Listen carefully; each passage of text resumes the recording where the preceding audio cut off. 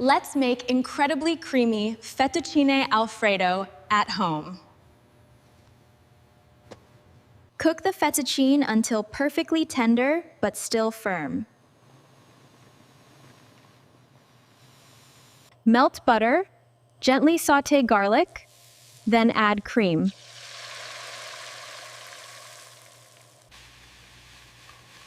Whisk in Parmesan until the sauce becomes silky and rich. Toss the pasta gently until every strand is coated. Toss gently until glossy, creamy, and perfectly combined. Twirl the pasta high for an elegant restaurant presentation.